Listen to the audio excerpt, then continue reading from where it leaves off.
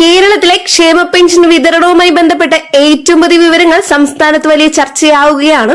സാമൂഹ്യ സുരക്ഷാ പെൻഷൻ, സ്ത്രീ സുരക്ഷാ പെൻഷൻ, വയോജന പെൻഷൻ, വിധവാ പെൻഷൻ, വികലാംഗ പെൻഷൻ തുടങ്ങി വിവിധ ക്ഷേമ പെൻഷൻ പദ്ധതികളുടെ ഗുണഭോക്താക്കൾ ഈ മാസം വിതരണം എപ്പോഴാകും, കുടിശ്ശിക ഒരുമിച്ച് ലഭിക്കുമോ, പുതിയ സർക്കാർ എന്ത് തീരുമാനമെടുക്കും എന്നതിനെ കുറിച്ചാണ് എല്ലാവരും കാത്തിരിക്കുന്നത്.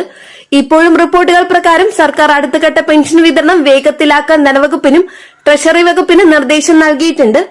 കേരളത്തിൽ ഏകദേശം 60 ലക്ഷത്തിലധികം ആളുകളാണ് ക്ഷേമ പെൻഷനുകൾ ആശ്രയിക്കുന്നത്. മാസത്തിൽ 2000 വീതമാണ് നിലവിൽ വിതരണം ചെയ്യുന്നത്. സാമ്പത്തിക പ്രതിസന്ധി ഉണ്ടായിരുന്നിട്ടും പെൻഷൻ വിതരണം തുടരാൻ സർക്കാർ ശ്രമിക്കുന്നുവെന്നാണ് ധനവകുപ്പ് വ്യക്തമാക്കുന്നത്. അടുത്ത ഘട്ടത്തിൽ 1 മാസത്തെ കുടിശ്ശിക അടക്കം 2 ഗഡുക്കൾ ഒരുമിച്ച് നൽകാനുള്ള സാധ്യതകളെക്കുറിച്ചും ഇപ്പോൾ ശക്തമായ ചർച്ചകളുണ്ട്.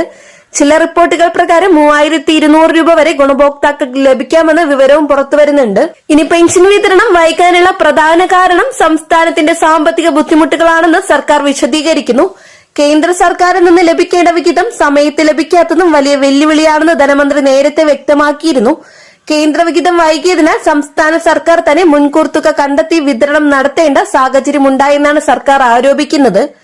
ഇതിനിടെ ക്ഷേമ പെൻഷൻ വിതരണം തെരഞ്ഞെടുപ്പ് രാഷ്ട്രീയത്തിലും വലിയ ചർച്ചയായി മാറിയിരിക്കുകയാണ്. സ്ത്രീ സുരക്ഷാ പെൻഷൻ ലഭിക്കുന്ന വീട്ടമ്മമാരും വിധവാ പെൻഷൻ ഗുണഭോക്താക്കളും ഇപ്പോൾ ഏറ്റവും കൂടുതൽ പ്രതീക്ഷയോടെ കാത്തിരിക്കുന്ന വിഭാഗമാണ്. ബാങ്ക് അക്കൗണ്ടുകളിലേക്കും നേരിട്ട് തുക എത്തുന്നവർക്കും ആദ്യം ക്രെഡിറ്റ് ലഭിക്കുക. സഹകരണ ബാങ്കുകൾ വഴി വീടുകളിലേക്ക് എത്തിച്ച് വിതരണം ചെയ്യുന്നവർക്ക് പിന്നീട് തുക ലഭിക്കുകയും ചെയ്യുന്ന രീതിയിലാണ് സാധാരണ തുടരുന്നത്. അതിനാൽ എല്ലാവർക്കും ഒരേ ദിവസം തുക ലഭിക്കണമെന്നില്ല. ചില ജില്ലകളിൽ വിതരണം ആദ്യം ആരംഭിക്കാനും സാധ്യതയുണ്ട്. ഇപ്പോൾ സർക്കാർ തലത്തിൽ ക്ഷേമ പെൻഷൻ ഡാറ്റാബേസ് പുതുക്കൽ നടപടികളും പുരോഗമിക്കുകയാണ്. അർഹരായവരെ മാത്രം പട്ടികയിൽ നിലനിർത്തുകയും അനർഹരായവരെ ഒഴിവാക്കുകയും ചെയ്യാനുള്ള പരിശോധനകൾ പല പഞ്ചായത്തുകളും തുടരുന്നു.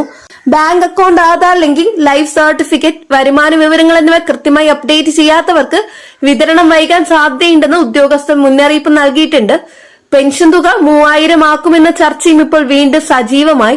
തെരഞ്ഞെടുപ്പ് സമയത്ത് വിവിധ രാഷ്ട്രീയ കക്ഷികൾ ക്ഷേമ പെൻഷൻ വർധനവിനെ കുറിച്ച് വാഗ്ദാനങ്ങൾ മുന്നോട്ട് വെച്ചിരുന്നു. എന്നാൽ നിലവിൽ ഔദ്യോഗികമായി 3000 രൂപ പ്രഖ്യാപിച്ചിട്ടില്ല.